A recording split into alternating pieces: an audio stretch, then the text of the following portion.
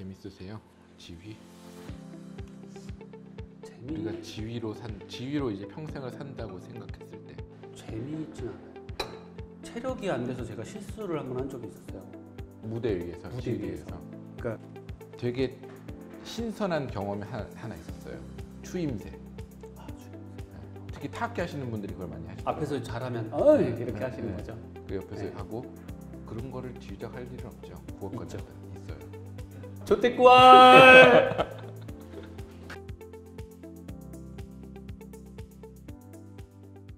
제가 보는 국악관현악단은 저는 이 단어를 굉장히 안 좋아하는데 현대음악이라는 거를 네. 그러니까 현 시대 음악이죠. 계속적인 베토벤도 당시 현 시대 음악이었고 근데 저는 서양 음악을 담당하는 오케스트라를 하는 지휘자로서 고고학을 한다는 느낌을 저는 많이 듣고 옛날 거를 캐내고 연구하고 옛날 사람들 그 사람은 어떻게 생각했을까 그 시대는 어땠을까 근데 저도 이제 국악관현악단 공연을 보러 가거나 하면은 지금 만들어진 음악이 굉장히 많이 연주가 되더라고요. 그런 면에서 우리나라는 현대 음악이 아직 보편적으로 대중적으로 이렇게 환영을 받는 그렇죠. 그 환경은 아니잖아요.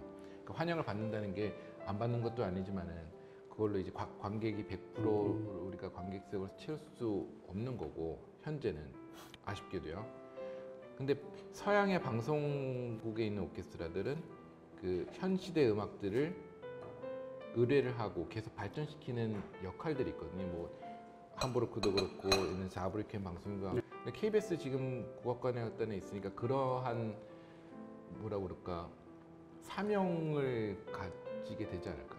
그러니까 이게 너무 좀 아이러니한 것 같아요. 그러니까 지금 지휘자님 말씀처럼 서양 오케스트라를 지휘하는 입장에서 내가 고고학을 하고 있는 것 같다는 느낌이 드시잖아요. 근데 표면적으로 보면 오히려 국악이 훨씬 더 고고학적일 것 같은데 그렇죠. 유물 같을 것 같은데 저는 반대의 느낌이 있어요. 저는 자꾸 미래음악을 찾아가려는 것 같아요. 도구는 아주 옛날의 도구들인데 국악관현악은 레퍼토리가 절대적으로 부족하거든요. 아직도. 그러니까 그 레퍼토리라는 게 그냥 곡이 숫자가 맞냐 정리야가 아니라 대중들한테 인지되어 있는, 인식되어 있는 뭐 베토벤 5번 교향곡은 대한민국 사람들 다 알잖아요. 그 테마를. 근데 국악관현악 레퍼토리 중에 그런 곡이 있느냐? 아직 존재하지 않거든. 지금도 레퍼토리를 계속 축적하고 만들어내고 찾아가고 과연 어떤 곡이 매력을 느낄까? 어떤 곡이 명곡으로 남을까? 그 고민을 하고 계속 새로운 곡을 연주를 하기 때문에 어려운 점은 이제 레퍼런스가 많지 않은 거예요. 항상 위촉하고 새로운 곡을 받아서 그거를 초연을 주로 많이 하게 되고 그러다 보니까 오히려 반대로 자꾸 미래를 찾는 그런 포지셔닝이 있는 것 같습니다. 그렇기 때문에 사실 KBS 국악관현악단이 중요한 게 방송악단이다 보니까 방송국에서 어떤 프로그램이라든지 이렇게 함께 할 수 있는 기회가 다른 악단들에 비해서는 그래도 조금 있어요. 그래서 가능하면은 그런 일반적인 방송에 우리 국악 소리들이 많이 나갈 수 있게 노력을 많이 하고 있는데 아직은 방송국 안에서도 이 국악에 대한 이해가 아직은 높지가 않아서 그런 것들을 좀 앞으로는 좀 노력을 더 많이 해야 될 것 같고 지금 KBS에서 이제 만들고 있는 30부작 다큐멘터리가 하나 있어요.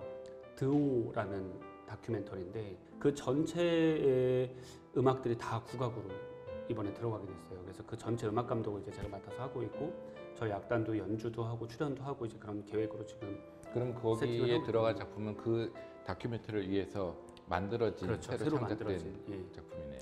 그래서 그런 방향을 가지고 저희가 그냥 뭐 일반적인 그런 국악 소개 프로그램이 아니라 그냥 일반 프로그램에서 그래도 우리 한국에서 만들어지는 그런 프로그램들 중에 성격이 맞는 것들은 우리 국악이 좀 들어갔으면 하는 그런 생각을 하고 있고 또 그런 방향을 가지고 노력하고 있어요. 그런 작업에서 저는 이제 정말 이게 개인적인 질문인데 다른 대륙에서 하는 동종업계인 사람으로서 저도 예전에 이제 국악 그 앙상블을 지휘하면서 느꼈던 부분이 조금 제가 어색했던 부분이 악기 음량의 문제였어요. 그렇죠. 악기 음량이 생각보다 밸런스 맞추기가 어려웠다고. 피리는 크고 대금은 생각보다 뭐 작고 예를 들면 밸런스 맞추기 뭐 그거에 대해서 국악 우리나라 악기가 가지고 있는 서양 악기에 비교했을 때 근데 서양 오케스트라도 악기가 발전을 계속 해왔잖아요. 옛날에 거티언 썼다가 예. 뭐 계속 현악기도 그렇죠. 조정을 하면서 소리도 크게 하고 관악기들도 그렇고. 근데 국악 악기도 우리나라 악기도 그런 변화를 그 과정을 거쳐왔는데 그럼에도 불구하고 그 음향의 도움을 받을 수밖에 없는 상황이 놓이더라고요. 사실 좀 안타까운 부분이에요. 그게 안타까운 부분이에요. 예.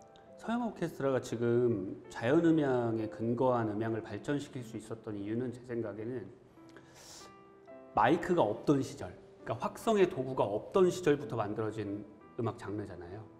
그래서 예전에는 서양 음악 같은 경우는 마이크를 쓸 수가 없고, 그래서 이제 성악가들의 이 발성도 소리를 그 오케스트라 소리를 야외 무대에서 뚫고 멀리까지 보낼 수 있는 방향으로 발전을 한 거고. 근데 국악관현악이 처음 태동되던 시기를 보면 그때 당시에도 마이크는 있었어요. 있었던 시기에. 그러니까 이 장르가 태동된 시기에 사회적인 환경이 달랐던 거죠.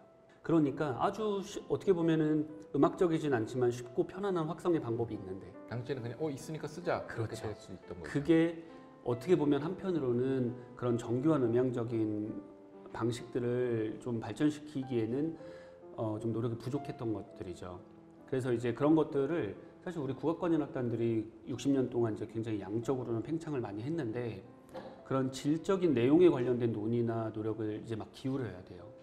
그래서 선생님 말씀대로 악기별로 음량이 다른데 음량 조절을 어떻게 할 거냐, 인원수로 조절을 할 거냐, 악기 자체의 어떤 음량들을 조절을 해낼 거냐, 뭐 그런 문제들.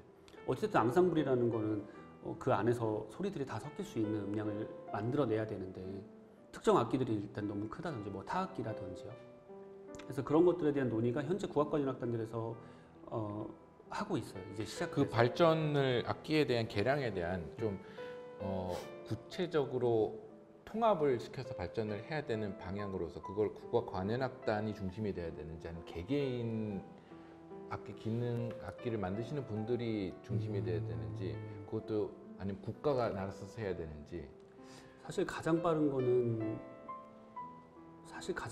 저는 국가가 나서서 해야 된다고 생각을 하는데 근데 여기서 이제 좀 위험한 부분이 있죠. 뭐냐면 국가는 정책을 결정하고 예산을 지원하되 그거에 대한 내용에는 사실은 전문가들이 아니기 때문에 정책적인 부분을 제외하고는 그 음악가들 단체라든지 그런 개별 음악가들한테 맡겨야 되는 거죠. 그렇죠. 간섭을 안 해야죠. 하지만 개별 음악가들이 이거를 자기만의 힘으로 하기에는 예산 문제라든지 사실 이게 굉장히 큰 예산이 들어가는 부분이잖아요. 악기를 개량한다는 것 자체가. 그래서 지금 개별 연주자들 중에 이런데 문제의식이 있으신 분들은 개별적인 노력들을 하고 계신 분들도 계세요. 근데 이제 개인이 하는 거는 한계가 있다고 보고요. 그런 개인의 노력들을 좀 모아서 국가의 지원을 받는 기관이나 국악관현악단들이나 이런 곳에서 어느 정도 예산이 확보를 할 수 있는 그런 기관에서 이런 노력들을 좀 많이 해야 된다고 저는 생각을 하고 그 중에서 이제 지휘자들도 사실 큰 역할을 해야 되는 거죠. 이 국악관현악의 음향에 대한 최종적인 책임을 지는 사람들이 이제 지휘자니까 철학도 중요하고요. 어떤 소리를 만들어낼 거냐 우리 국악관현악이 지금이 좋냐 아니면 악기를 서양 악기처럼 개량하는 게 좋냐 그것에 딜레마가 빠질 것 같아요. 맞습니다. 네, 그러니까 저도 이제 선생님께서 공연하셨던 거를 이제 레퍼런스를 딱 보니까 굉장히 뭐 다른 분들이 다른 국악관현악단에서도 서양 음악, 서양 오케스트라가 하는 프로그램에 비해서 한 공연에 협연곡이 굉장히 많더라고요. 그렇죠. 그것도 특별한 어떤 이유가 있는지 명확한 이유가 있습니다. 이 서양 레퍼토리 같은 경우에는 협연곡이 보통 시간이 러닝 타임이 30분 좀 넘죠. 보통 일반적인 국악관현악 작품들이 15분에서 길면 20분 정도예요. 그러니까 프로그램을 한 75분 정도로 구성을 할 때 보통 4곡에서 5곡 정도가 들어가야 하나의 프로그램을 완성을 할 수가 있거든요. 그렇기 때문에 그냥 자연스럽게 그러니까 앞뒤로 국악관현악 곡들이 배치가 되면 가운데에 있는 한 2작품 정도가 협연곡이 되는 거예요. 그러니까 서양에서는 하나의 협연곡으로 채울 수 있는 런닝타임이 국악관현악은 한 2곡이 되어야 되니까 사실 그런 굉장히 기능적인 실용적인 이유가 사실 크고요. 소위 말해서 무슨 바이올린 협주가 1, 2, 3악장이 있으면 그게 다 다른 협연곡으로 그렇죠. 맞습니다. 딱 그거예요. 그럼 최근에 이제 기획하는 특별한 또 그런 공연이 있을까요? 저희가 이제 9월 콜라보레이션이 있는 9월 12일에 이제 저희 정기연주회 준비하고 있는데요. 이번에도 그 제가 작년에 취임한 이후로 계속 해왔던 그 하나의 결을 그대로 가져가는 공연이에요. 그래서 이번에도 역시나 서양 악기를 하시는 협연자 두 분이 오시고 첼리스트 이강현 씨가 오시고 또 플루티스트 이예린 교수님이 오시고 앞뒤로는 또 관현악 곡들을 배치했고요. 그러니까 요 포맷의 연주를 사실 제가 KBS에서 있는 동안은 정기 연주회를 통해서 이런 작품들을 계속 좀 선보이려고 하고 있어요. 그래서 저 스스로도 그런 서양 악기와 국악기가 함께 할 수 있는 그런 레파토리들을 좀 축적을 하고 있고 또 관객석에서 봤을 때도 우리 국악관이나 국악이라는 그런 어떤 단어가 가지고 있는 그 이미지가 있잖아요. 뭐 소위 뭐 옛날 것, 그러니까 옛 것 이런 것들에 대한 이미지를 그래도 서양 악기들은 그래도 현대적인 어떤 느낌들이 있으니까 그런 것들을 조금 중화해서 좀 가져가고 싶은 그런 느낌이 있고 한문 언어를 해서 되게 어렵게 느껴지는 거예요. 그냥 우리 음악인데. 그렇죠. 네. 국악이라서요. 네. 국어는 뭐 그냥 편하게 듣잖아요. 그렇죠, 국어는 그렇죠, 우리 그렇죠. 말이다. 근데 맞아요. 국악하면은 뭔가 문화재 같은 느낌이 문화재 같은 있어서 느낌 그래요. 들고. 네, 맞아요. 동시대 음악인데. 그렇죠. 예. 우리 음악이죠. 우리 예, 음악. 예, 예. 뭐 운동 이런 건 안 하시고 저는 안 해요. 테니스 테니스 멋진 분이시죠. 이제 한지 한 달 됐습니다. 아, 너무 운동을 안 하니까 진짜 너무 안 하니까 막 체력이 안 되는 거예요. 연주 스케줄은 많아져서 이제 막 바쁘게 공연하고 맞아요. 계속 준비해야 되는데 체력이 안 돼서 제가 실수를 한 번 한 적이 있었어요. 무대 위에서. 무대 지휘 위에서.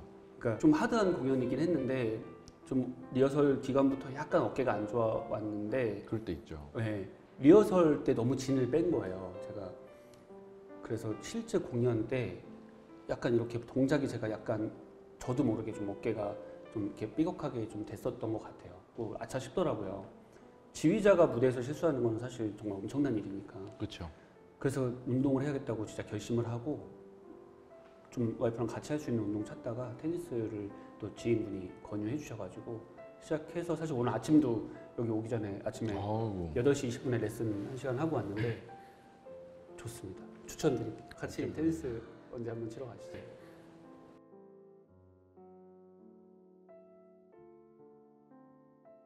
갑자기 굉장히 뜬금없는데 오로지 국악 하시는 분들의 앙상블이랑 같이 연주를 했을 때 네. 되게 신선한 경험이 하나 있었어요. 추임새. 특히 타악기 하시는 분들이 그걸 많이 하시더라고요. 앞에서 잘하면 이렇게 하시는 거죠. 그 옆에서 네. 하고 하고 그런 거를 지휘자할 일은 없죠. 국악관들 있어요. 그런 적이 있어요. 그러니까 명시돼 있는 경우도 있어요. 악보에 여기서는 어떤 소리를 내라. 뭐 이런 현대음악도 그런 거 있잖아요. 그런 것도 있고 이건 되게 그냥 에피소드 같은 건데 그냥 간단한 에피소드인데 어떤 민요를 부르는 굉장히 명망 있는 선생님이 발표회를 하시는데 몇백 명의 제자들이 이제 같이 노래를 프로그램을 나눠서 한 거예요. 그 반주를 제가 하는데 아마추어 민요 이제 제자분들 그룹 프로그램이었는데 전주 이제 4마디 하고 딱 나오셔야 되는데 이제 아마추어시다 보니까 약간 긴장하셔가지고 전주 4마디를 했는데 안 나오신 거예요. 그래서 그래도 연주자들이 센스가 있어서 한 바퀴 또 돌았어요. 또 안 나오시는 거예요. 한 4번을 했는데 안 나와서 제가 4번째 반복제 정저정 어이 하고 제가 돌아서 추임새를 했어요. 정저정 어이 하고 제가 돌아서 추임새를 했어요. 그랬더니 아줌마들이 갑자기 이거야 나구나 나오시더라고요. 우리 연주자들 빵 터져가지고 야 진짜 별거 다 한다 고생한다 그랬던 경험은 있어요. 네. 근데 관현악 할 때는 그러지 않습니다. 관현악 할 때 어이 하면 정말 진짜 궁금했었어요. 관현악 할 때도 나오나. 그렇지 않아요. 관현악 할 때는 서양 음악처럼 그 무대 매너, 톤앤 매너도 거의 비슷해서 재밌으세요? 지휘? 재미 우리가 지휘로 이제 평생을 산다고 생각했을 때 재미있진 않아요. 사실 부담이 더 크고 이제 보여줘야 되는 기대치가 더 뭐 젊거나 더 커리어가 이제 막 시작될 때는 조금만 잘해도 잘한다 했는데 이제는 더 보여줘야 되니까 그래서 매번 연주가 더 부담스럽기도 하고 벌써 그런 것 같아요. 이걸 잘 이겨내면서 이제 오늘 정말로 많은 이야기들을 재미나게 나눴는데 저는 이 이야기가 많은 사람들에게 알려졌으면 좋겠어요. 그래서 한 가지 장치가 필요합니다. 네 뭐죠? 말씀해 주세요. 좋아요, 댓글, 구독, 알림 설정. 그걸 빨리 해서 조태꾸알